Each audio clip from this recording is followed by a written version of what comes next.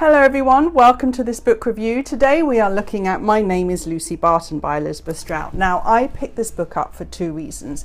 Firstly, I'd recently read Olive Kitteridge, which was Elizabeth's Pulitzer Prize winning novel, which blew me away. And secondly, because Elizabeth has a new book coming out in a couple of weeks called Anything is Possible, which I'm really keen to read.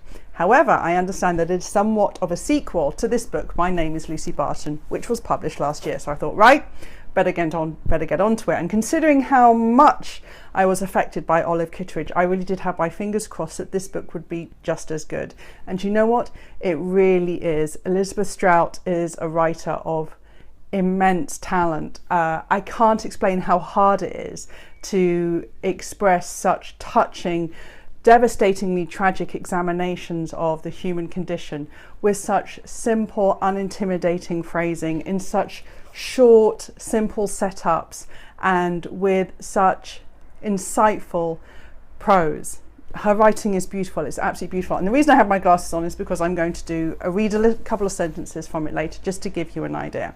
But let's have a quick overview of the book. My Name is Lucy Barton. Another very simple setup. It's mid-1980s New York and Lucy Barton is a successful writer, but she is stuck in hospital with a complication following what should have been a very simple operation.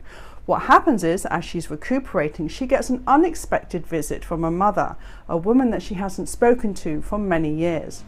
Through the gentle gossip and catching up of people and friends and neighbors that they used to know back in rural Illinois, where her mother still lives and where she grew up, you sense there's a beginning of a reconnection between mother and daughter.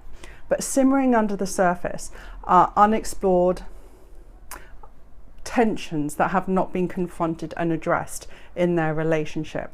For Lucy's childhood was one of abuse, one of neglect, one of a social exclusion, and you sense as the book progresses that this is a childhood that, even though Lucy has been running from through her success, through getting away to New York, through her marriage, through her happy family with 2 kids, that there is still something she hasn't confronted and really healed properly within herself.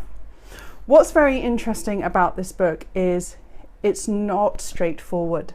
This isn't a book that has necessarily a happy ending, but one that really examines how complicated family bonds are. There's a lot of sense of collective denial.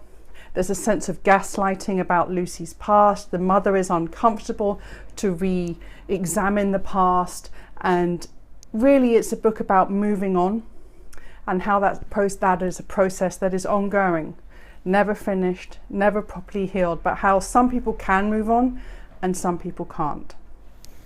My Name is Lucy Barton is devastatingly simple. There's only ever 2 or 3 characters in this book, and there are periods of real silence between Lucy and her mother where perhaps they're not talking, perhaps where they've drifted off into their own thoughts, and you really sense Elizabeth Strout has really brought to life the gap between mother and daughter, and how even in some of their sort of familiarities, nicknames they have for each other, there isn't so much a sense of joy, but a sense of distance between them, that the way they can only communicate, the way they can only confront what's happened in their past is just through the surface, just superficial. There are some things that you're never going to get help from. You may even be gaslighted by those around you, but somehow you've got to find it in yourself to let go.